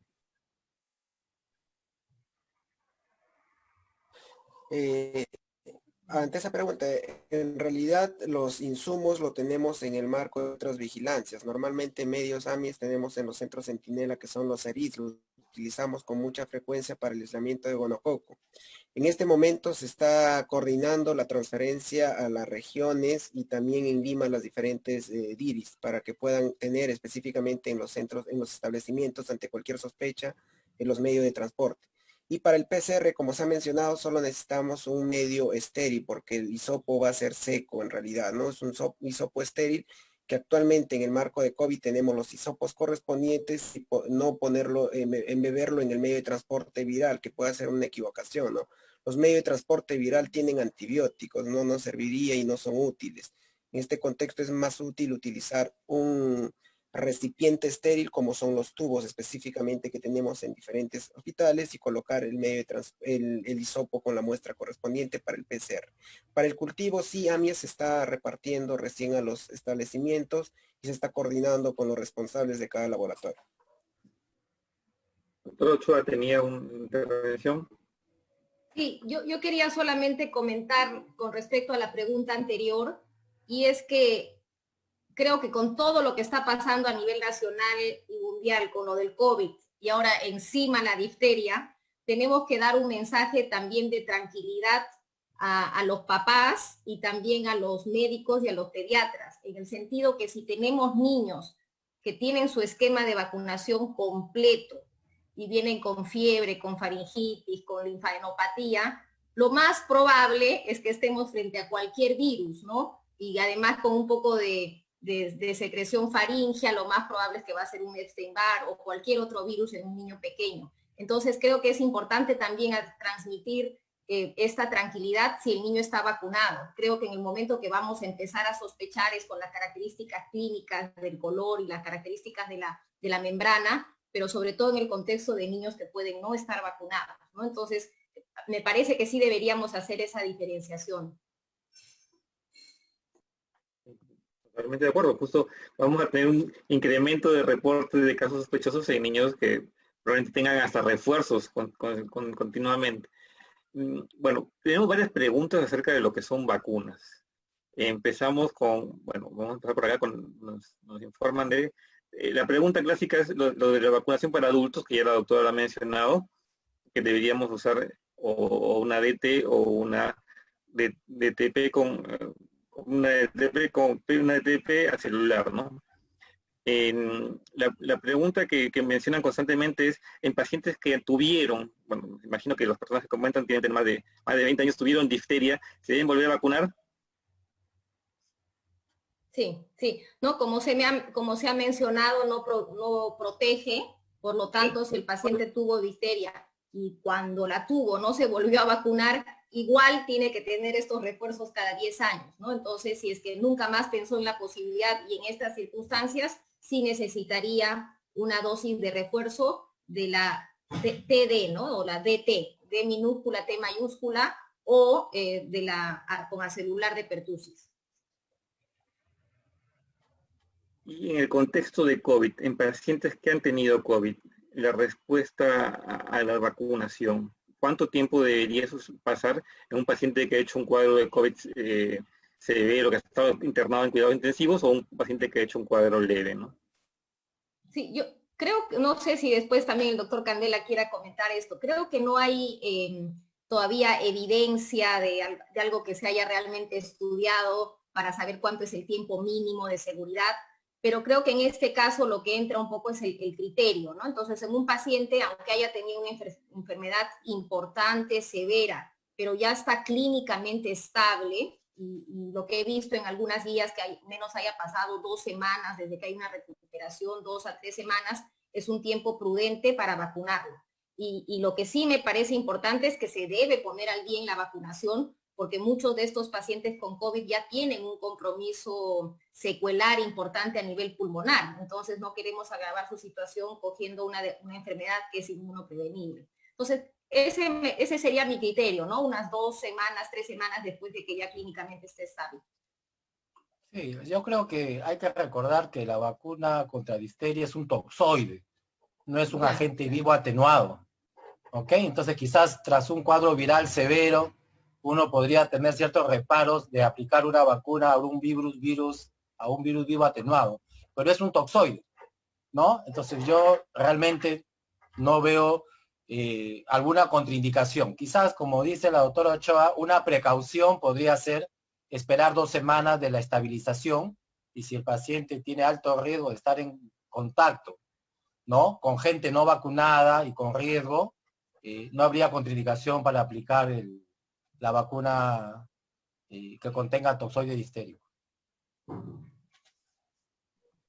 Otra pregunta también que tendríamos que ver es la vacunación en el personal de salud. Ahí viene mi pregunta. DT, TPA, claro, definitivamente lo ideal sería colocar TTPA, ¿no? DT es lo que tenemos actualmente y nos ayuda mucho, nos sirve muy bien. Hoy día comunicamos con estrategia de inmunizaciones y han empezado hoy día la vacunación de trabajadores de hospitales a nivel nacional y va a continuar en todo el transcurso del mes. Esto es porque hay varias preguntas en el chat acerca de cuándo van a empezar la vacunación de los trabajadores y cómo va a ser. Se tiene que colocar a todos independientemente de las dosis que han recibido, porque no se tiene exactamente cuántos fue su última dosis como refuerzo, ¿no? Y acá hay preguntas acerca de la antitoxina en paciente oncológico o paciente trasplantado. ¿Hay alguna recomendación adicional? Bueno, no sé si es antitoxina en paciente pediátrico adulto con quimioterapia o trasplantado o con corticoides. Bueno, no he leído ninguna contraindicación, como le digo, es un toxoide, o sea, no es un agente vivo atenuado, ¿no? O sea, lo peor que pueda suceder es que no sea efectivo, pero no creo que le incremente algún riesgo, ¿no? Porque es un toxoide, pero realmente no he leído información en relación a ese aspecto, es una idea que yo tengo, no vería una contraindicación. Ahora, La que le pregunta era produzca sobre realmente la protección. vacuna o la antitoxina. Antitoxina. Es antitoxina. La antitoxina, ya. Sí. Sí, ahí básicamente es estar seguros de que no haya una reacción anafiláctica por Claro. ser un producto producido en equinos, ¿no?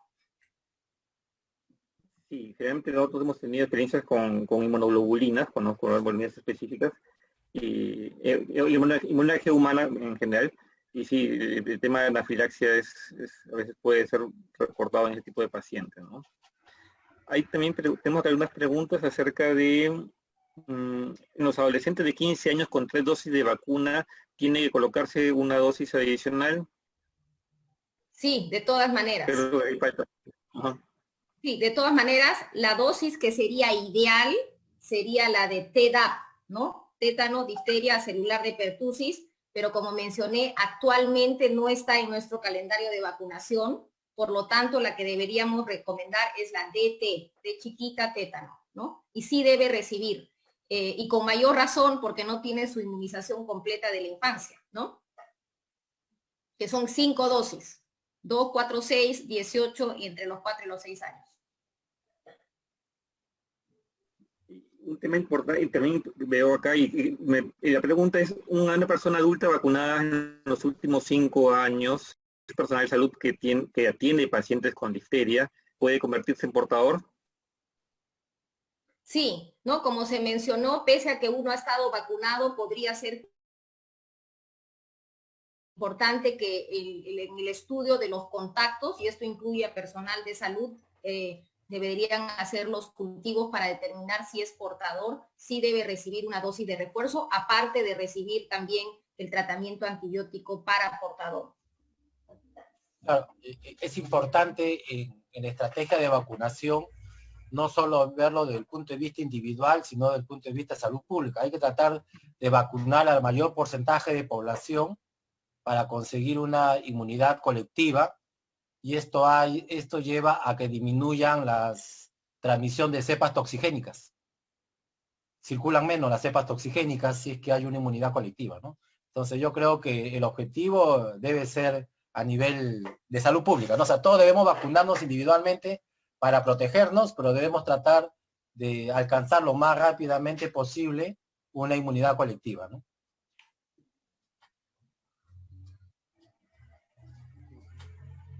Después tenemos preguntas acerca de lo que era, si podíamos reemplazar los macrólidos como tratamiento con amoxicilina ácido clavulánico o con penicilina B oral. Bueno, penicilina B oral está dentro de las estrategias que se han planteado, ¿no? Pero creo que no hay disponible en el mercado penicilina B oral hace bastante tiempo, ¿no? Pero yo creo que hay que hacer hincapié en que eritromicina sería la primera elección. Y bueno, y con respecto a la vacunación de adultos, vi varias preguntas de adultos mayores y el doctor lo respondió. la vacunación de adultos mayores se debe dar, debo dar a adultos mayores, idealmente con que tenga el componente de pertusis celular, porque también le va a proteger a pertusis, que es el segundo pico que tenemos en la vida, ¿no? Y he visto varias preguntas acerca de 60 años, mayores de 60 años, ¿debo vacunarlos? Sí, y realmente eso es algo que probablemente nuestro programa de vacunación deba cambiar, que para el adulto mayor lo óptimo es que no solamente sea la DT, sino la DT con acelular de pertusis, ¿no? Porque justamente es el otro grupo en riesgo. Dado que no está ahorita en el calendario nacional, al menos, dada esta coyuntura, deberían recibir la DT. El tema de difteria ha sido un tema que la sociedad ha venido trabajándolo en las diferentes reuniones que hemos tenido, que hemos tocado de inmunizaciones, como una posible reemergencia, ¿no? Desde el año 2017-2018, cuando empezamos a tener los brotes en Venezuela, en Haití, en Brasil y en otros países.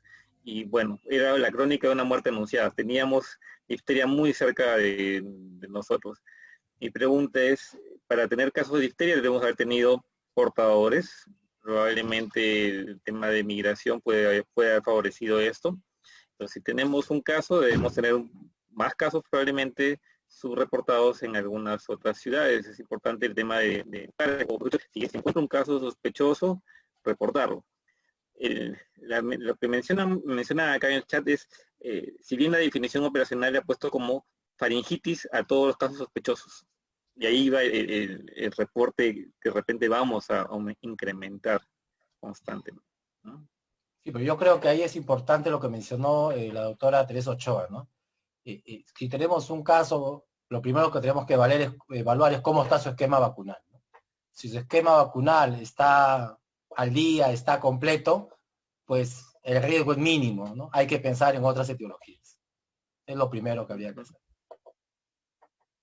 Yo creo que ahorita en lo que debemos pensar es en vacunarnos y en vacunar a la población. Yo creo que esa debe ser la prioridad antes que cojan otros temores a la población o al trabajador de salud. Hay que pensar en la vacuna porque es una enfermedad inmunoprevenible y como mencionó la doctora Teresa Ochoa, es una vacuna eficaz y segura, ¿no?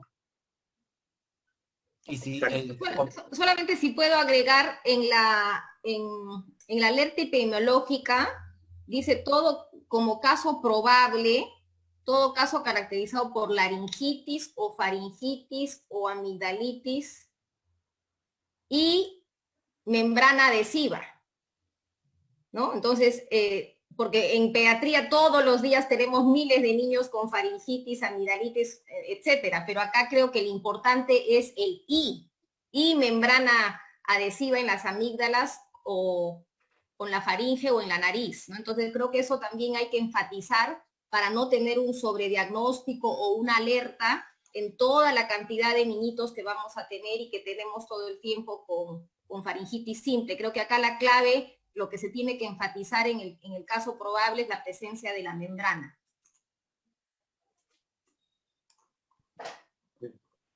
Muy bien. Bueno, hemos tenido aproximadamente 1 hora y 45 minutos conversando acerca de lo que es difteria. Y a nombre de los sociales agradezco la participación y voy a darle pase al doctor Eddie Angles para hacer el cierre de este conversatorio online. Doctora Angles. Muchas gracias. Quiero agradecer a la doctora Ochoa, al doctor Candela y al doctor Donaires por su participación. Agradecerles a nombre de la Sociedad Peruana de Enfermedades Infecciosas y Tropicales, ya que es un tema muy, muy importante en estos momentos, ¿no? En esta coyuntura. Muchas gracias por eso, también a los participantes al evento, y nos vamos a ver en otras actividades muy pronto, ¿no? Saludos y muchas gracias.